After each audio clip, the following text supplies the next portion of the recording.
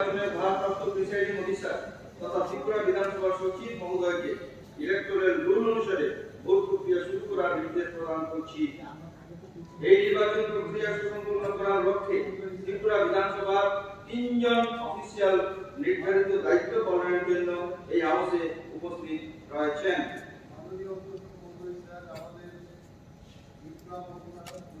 দলের পক্ষ থেকে আমাদের কিছু বক্তব্য রয়েছে। গত 2 দিন আমি বিধানসভায় এসেছিলাম এবং আমাদের সিটিং অ্যারেঞ্জমেন্ট সম্পর্কে আমি মাননীয় সচিবের কাছে বারবার আবেদন করেছিলাম যে আমাদের এই প্রথম সারিতে 3 জন বসবেন এবং 3 জনের বসার সুব্যবস্থা নেই এবং বিরোধী দলের দলনেতা যে বসার সুব্যবস্থার জন্য বলেছি আলাদা করে এটা যেন চিহ্নিত করা এবং পেছনের দিকে এখানে 4 জনের ব্যবস্থা হয়েছে কিন্তু তাদের পা রাখার যে বিষয়টা কম্পার্টমেন্ট এই বিষয়টি আমি বলেছি কিন্তু আজকে এখানে এসে দেখলাম যে সমস্ত ব্যবস্থাপনা গ্রহণের কথা ছিল একই ব্যবস্থাপনায় ওনারা বলছেন এখানে বসার জন্য। এই সম্পর্কে আমাদের আলোচনার দরকার। আমাকে বলা হলো যে একটা কম্পার্টমেন্ট যেটা একটা দলের জন্য রাখা হবে আর একটা কম্পার্টমেন্টে গিয়ে বসার কোনো সুবিধা নেই।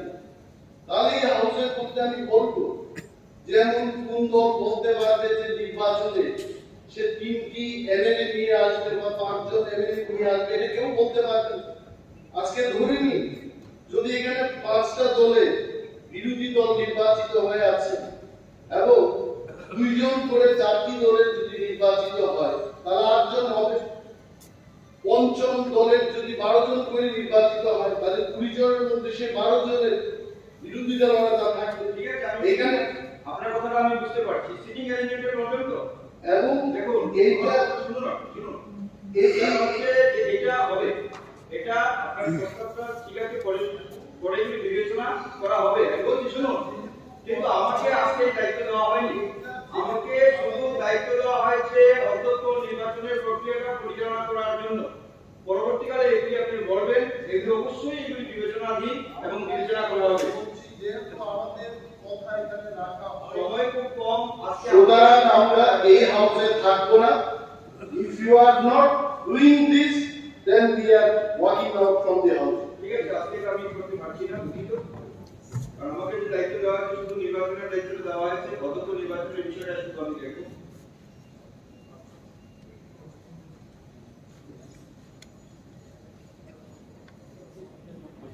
শুরু করুন, নির্বাচন প্রক্রিয়াটা শুরু করুন।